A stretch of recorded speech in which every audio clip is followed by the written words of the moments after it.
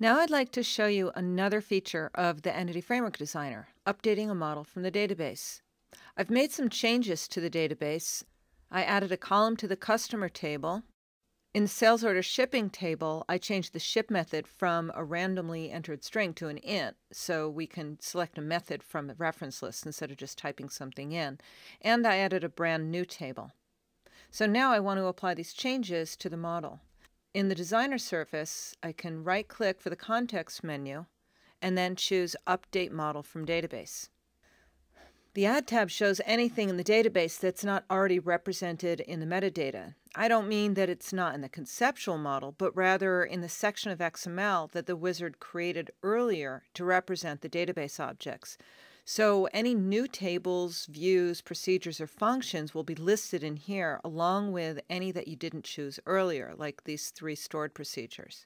Also, if I had deleted an entity from the model and said yes to the question about removing the related store schema information, then that table will also show up on this list. So we're seeing the new table I created as well as the stored procedures that I didn't select before.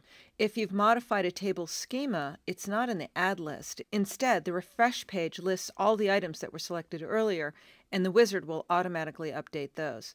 This is where the changed ship method type will get picked up, as well as my new column in the customer table. If I'd removed objects from the database that the model is dependent on, they'll be listed here on the delete pages. So before I can go ahead and finish this up, I want to be sure to go back to Add and select my new table. I want that to be brought into my model. Now I can go ahead and click Finish.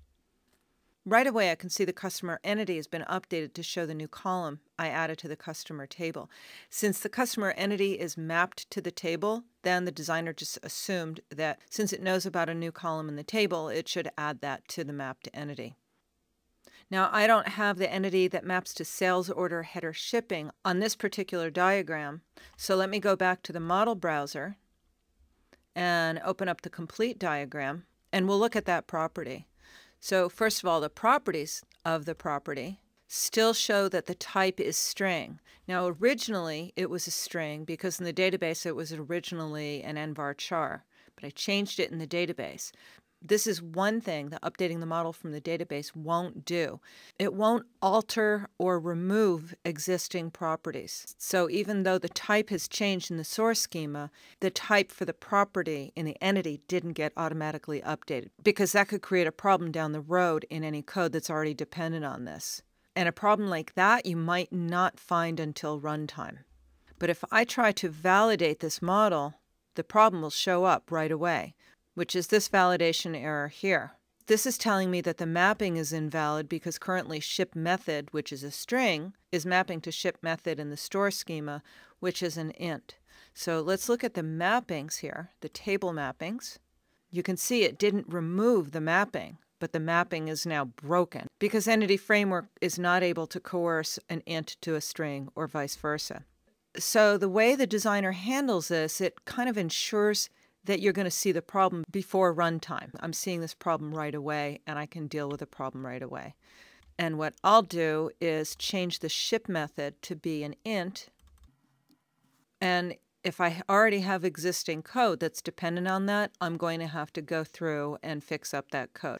That's not a small shift in domain logic to go from, I want to just type a random string in here, to I want to have a drop-down list.